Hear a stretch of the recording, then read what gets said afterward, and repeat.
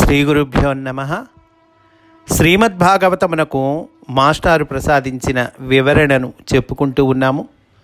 అందులో భాగంగా బ్రహ్మగారు తన దగ్గరకు సమీపించినటువంటి దేవతలకు మీదే తప్పునైనా క్రతుభాగములకు అర్హుడైన పశుపతిని దూరం చేసి యజ్ఞం చేశారు, అందువల్ల తప్పు మీదే అని తెలియచేస్తూ ఉన్నాడండి. దానికి మాస్టారు వివరణ ఇస్తూ ఉన్నారు. ఈ ఋషి సంప్రదాయము నుండి కేవల వాంగ్మయ పరులకు కవుల సంప్రదాయము విడివడి కాలక్రమమున అల్పతరమైనది. భాగవతము మొత్తము గ్రంథము లోపల అంతర్లీనంగా ఉన్నటువంటి ఆ అర్థము పరమార్థము దాన్ని గ్రహించాలి మనం. ఋషి సాంప్రదాయం నుండి కేవల వాంగ్మయపరులకు కవుల సంప్రదాయము విడివడి కాలక్రమంలో అల్పతరమైంది. ఋషి సంప్రదాయము కవుల సంప్రదాయము కొన్ని తేడాలు ఉంటాయండి. అయితే ఇది అల్పతరమైంది. అందు వ్యంగ్యార్థము వరకే దర్శింపబడుట కష్టతరమైనది.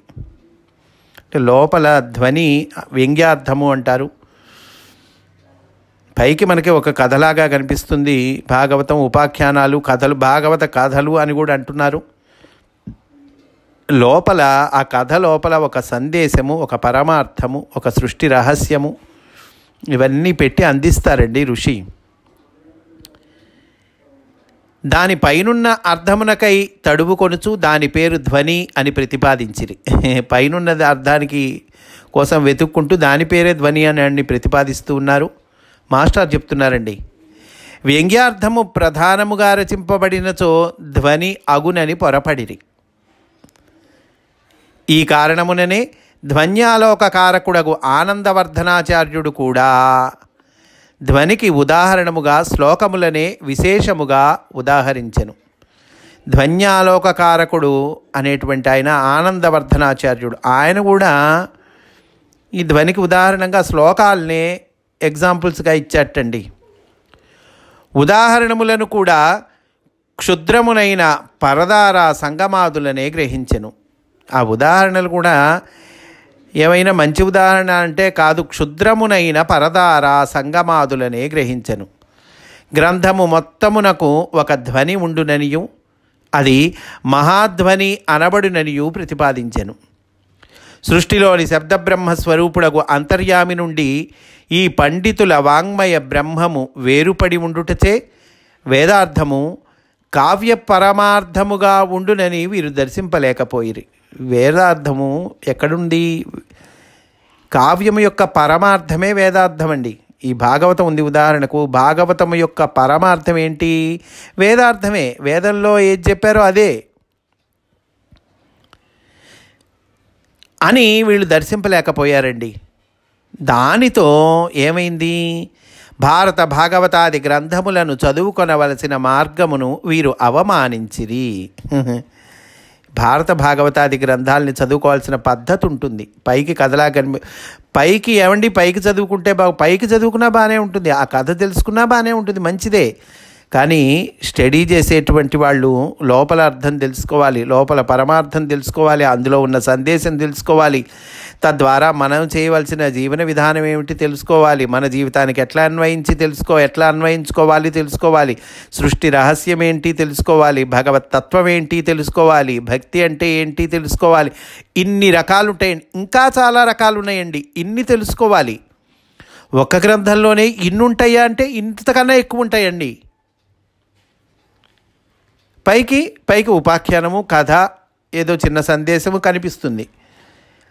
కానీ ఏమైంది? కాలక్రమేణా భారత భాగవతాది గ్రంథములను చదువుకొనవలసిన మార్గమును వీరు అవమానించిరి. పైగా వేదమనగా కొన్ని మంత్రములతో కూడిన 4 పుస్తకములు మాత్రమే అను అపోహ పామరలోకమునకు అందించిరి.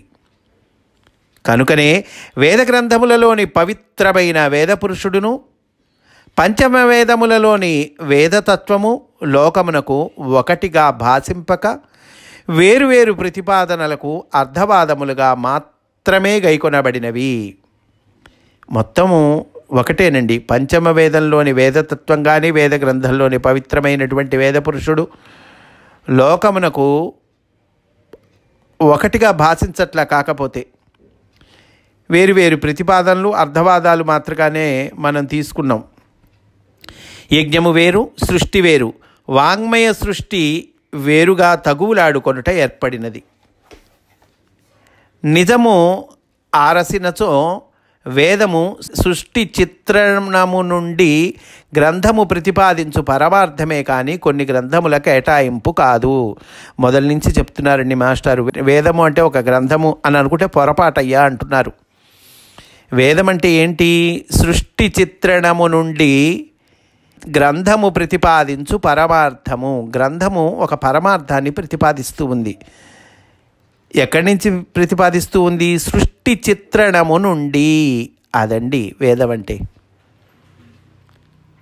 సరే, మళ్ళీ కథాభాగాల్లోకి వద్దాం. వీళ్ళందరూ ఈ యజ్ఞధ్వంసమైన తర్వాత ఈ దేవతలందరూ వెళ్ళి బ్రహ్మగారికి మొరపెట్టుకున్నారు. బ్రహ్మగారు, మీదే తప్పునాయన, మీరు వెళ్ళి పరమశివుణ్ణి శరణు వేడండి, అతను ఎట్లాంటి వాడు, మహానుభావుడు అని ఈ బ్రహ్మగారు దేవతలకి చెప్తూ ఉన్నాడండి.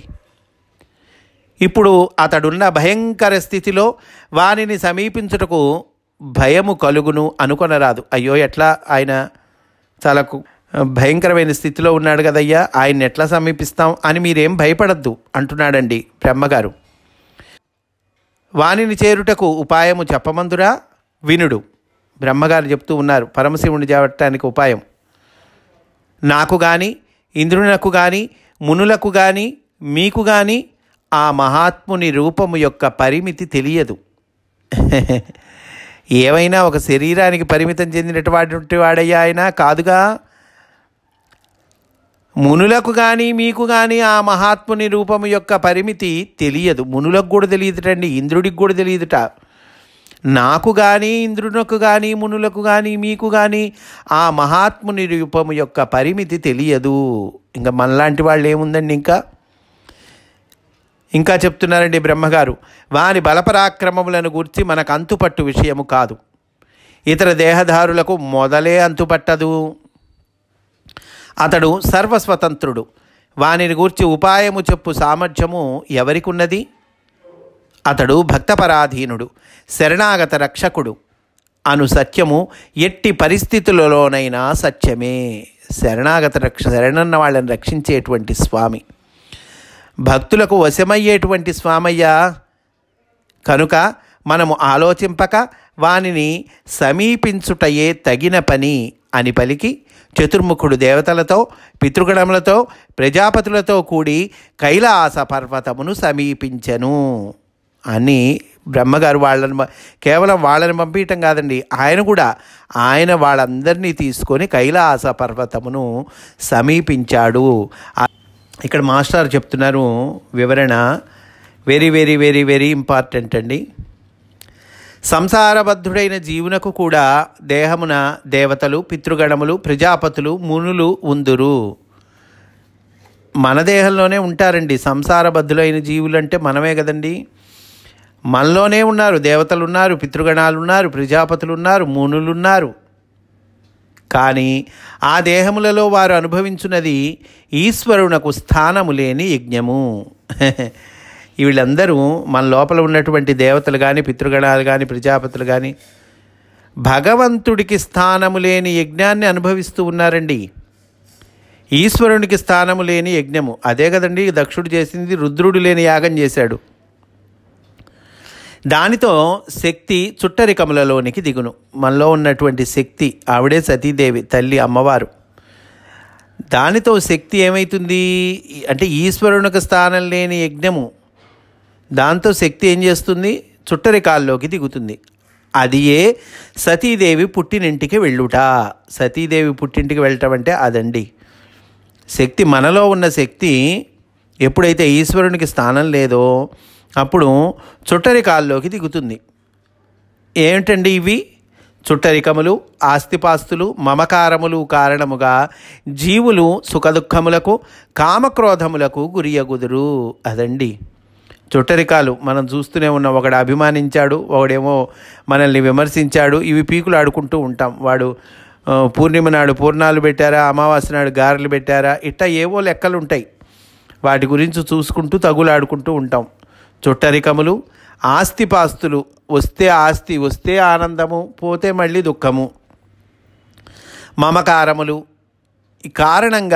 వీటి కారణంగా ఏమవుతుంది, మనం సుఖదుఖాలకి, కామక్రోధాదులకి గురి అవుతుంటాం. ఒకడు పొగిడితే అదిగో మనకి ఆనందము, ఒకడు మనల్ని తిట్టాడంటే క్రోధము, కోరికలు, ఏవో రకరకాల కోరికలు, కామక్రోధాదులకు గురి అవుతుంటాం. వీటి వల్ల కోపదాపాదులతో వినియోగము చేయబడి శక్తి అవమానింపబడును. అంతే కదండి, శక్తి లోపల ఉన్నటువంటి శక్తి అవమానింపబడుతుంది. ఎప్పుడు అవమానింపబడుతుంది? ఇదిగో ఈ క్రోధాదులకు గురి అవుతుంటాంగా మనం. అప్పుడు కోపతాపాదులు వస్తాయి. వాటితో వినియోగము చేయబడి ఆ శక్తి అట్లా వేస్ట్ అవుతుంది. కోపతాపాదులతో వినియోగము చేయబడి శక్తి అవమానింపబడును. ఏదైనా మంచి పనికి ఉపయోగించుకుంటే ఆ శక్తిని చక్కగా బాగుంటుంది. కానీ లేకపోతే శక్తిని అవమానించినట్టే కదండి కోపతాపాదులకు వినియోగం చేసుకుంటే. అప్పుడు ఏం చేస్తుంది? శక్తి అవమానింపబడును, దేహములను విడిచిపెట్టును. అజ్ఞానులలో మృత్యు సమయమున శక్తి దేహమును విడుచు మార్గము. అయితే దేహాన్ని విడిచిపెడుతుంది. శక్తి అవమానింపబడి దేహాన్ని విడిచిపెడుతుంది. అయితే అజ్ఞానులు, జ్ఞానులు రెండు రకాలు ఉన్నారు అని అనుకుంటే కనుక, అజ్ఞానులలో మృత్యు సమయమున శక్తి దేహమును విడుచు మార్గము. మృత్యు సమయంలో శక్తి దేహాన్ని విడిచేటువంటి మార్గము. జ్ఞానులలో యోగ మార్గమున ఊర్ధ్వముగా శక్తి ప్రయాణము చేయు మార్గము ఒకే విధముగా ఉండును. అజ్ఞానుల్లో ఒకే విధంగా ఉంటుందిట, జ్ఞానుల్లో కూడా ఒకే విధంగా ఉంటుందిట. ఏంటది ఒకే విధంగా ఉండేది? శక్తి దేహాన్ని విడిచేటువంటి మార్గం అండి. అయితే అజ్ఞానుల్లో మృత్యు సమయమున శక్తి దేహాన్ని విడుస్తుంది అంటున్నారు. జ్ఞానుల్లో మటుకు యోగ మార్గమున ఊర్ధ్వముగా శక్తి ప్రయాణము చేస్తుంది. ఆ మార్గం ఒకటేనయ్యా అంటున్నారు.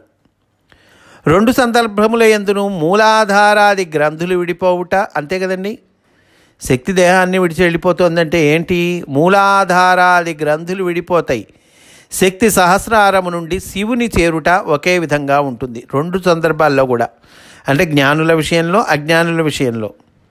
అయితే రెంటికిని ఒక భేదము కలదు అంటున్నారు. ఒక తేడా ఉందటండి. ఏమిటది? సంసార జీవులలో శక్తి వెడలిపోయినప్పుడు మృత్యువు ఆసన్నమగును. శక్తి వెళ్ళిపోయితే మనకి మృత్యువు ఆసన్నమవుతుంది. దేహవ్యూహములు ధ్వంసము చేయబడును. అది ఏ దక్షాధ్వర ధ్వంసము. దక్షయజ్ఞం ధ్వంసం అవటం అంటే ఏంటి? మృత్యువాసన్నమైనప్పుడు మన దేహ వ్యూహములు ధ్వంసము చేయబడును. అది ఏ దక్షాధ్వర ధ్వంసము.